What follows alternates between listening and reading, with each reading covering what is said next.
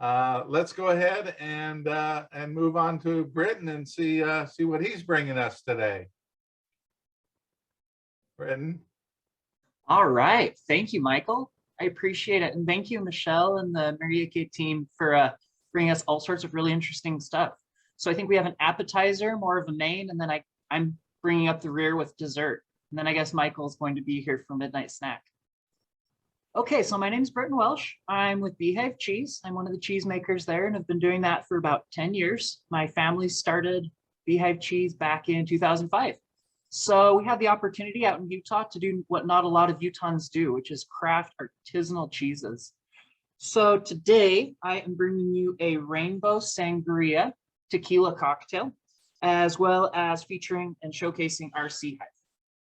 So we're going to do that. Then I'm going to teach you guys another trick, which is how to make a salami rosette, which is surprisingly easy and adds a really big bang to your butt for a charcuterie board. So Beehive Cheese, we started in 2005, again, with the idea and the goal of bringing back the artisan creamery to Utah. So my dad was in software, my uncle was in real estate. So of course, the natural thing you do with those resumes is you quit your day jobs and start an artisan cheese company. So being 13 years old at the time, when your parents start an artisan, or really start any company, the kids are pressing to come do the dishes, sweep, stir the curds. So I gained an appreciation at an early age to really learn hard work. Then in college, I worked at the farmer's market, and that's when I really fell in love with really cheese making and artisan food. So today, everything that we're doing is inspired by kind of the bounty of summer. I took some similar inspiration to Michele in looking at, okay, here in Utah, up in the mountains, we have a pretty short summer that's only about 3 or 4 months long. And during that time, we get lambasted with all of these incredible foods. And right now, peaches are on. So I went onto our website and I found a really cool recipe that we posted about 3 weeks back of a kind of fruit-inspired sangria. So I'm going to go ahead and continue talking, but I'm going to show you what I've been working on. So again, my goal in this was finding a really good piece of cheese. So that is our Beehive. So this is our Artisan Utah cheddar. And then we take the wheels at day one and rub them in these beautiful rinds. You can kind of see that through the packaging, but on the outside is a crust of crystallized honey and sea salt from dried up Utah lake beds. So we start with the cheese. And then my next goal is everything that I sourced, I wanted to either be local or be something that I could empty out of my fridge. I know we've all been there, that our fridge starts filling up with fruits and vegetables and we need an outlet for that. And outside of beef stew, I think sangria is probably one of the least remembered things that we can do to empty produce out of our fridge. So in here, Pride Month was 2 months ago, but we'll just, I guess, have a little pride in our heart all the time. So what I did is I layered the colors in. So we've got raspberries in the bottom there. And then here with the oranges, I actually cheated and put in a couple of ice cubes to prop up the oranges. And then it was cool because as we added the liquid at the end, the oranges melted, or the ice melted, just kind of leaving the oranges laminated on the side. And then for the yellowish color, we have lemons and peaches in here. These are fresh peaches from the farmer's market.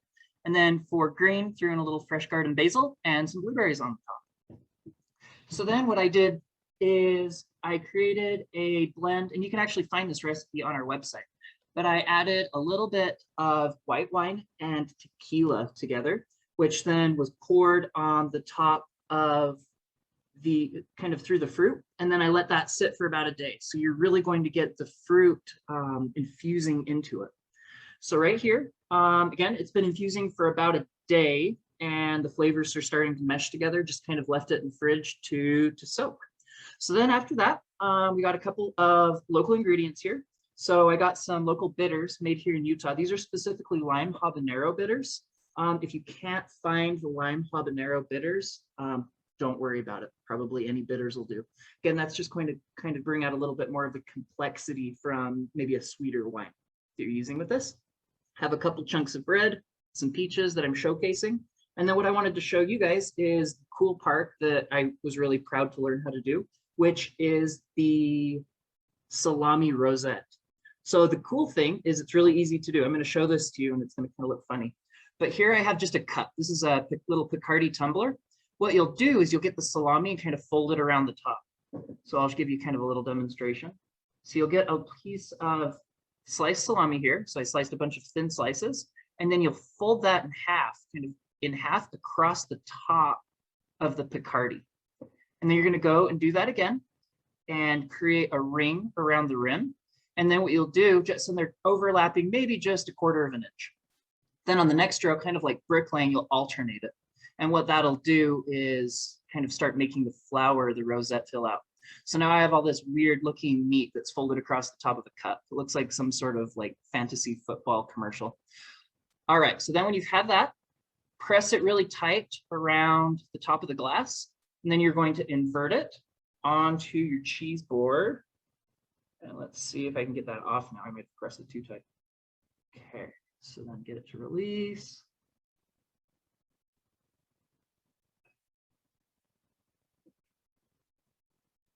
Kind of melt a little bit. And then you've got, I can hold it up to the camera a little better.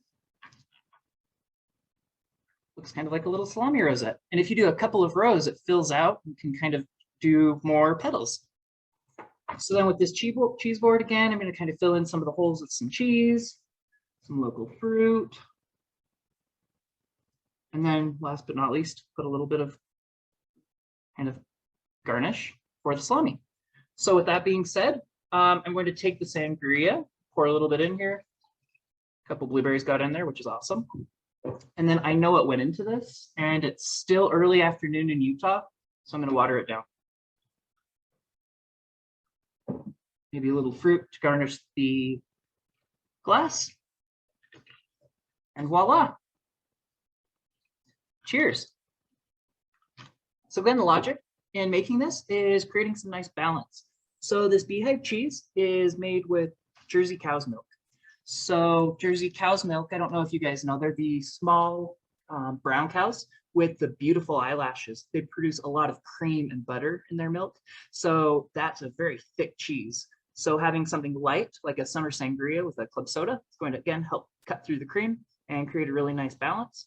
And then as you get the salami and the fresh fruit in there, every bite can be a little bit different, but overall, an incredible kind of summer feast. So thanks, guys. And thanks again, Michael, for hosting all of us. This is a lot of fun. Feature the food. Thanks, Britton. You do such a great job. I love that book that you used for one of our classes to be able to kind of talk about the different bourbons and other things that you can add in to make different cocktails just by changing the liquor. So that was really cool. Thanks. That was in a previous one, but you know, that's really nice. I like the idea also that you can thin it out, so you know, you can have something in the afternoon as well.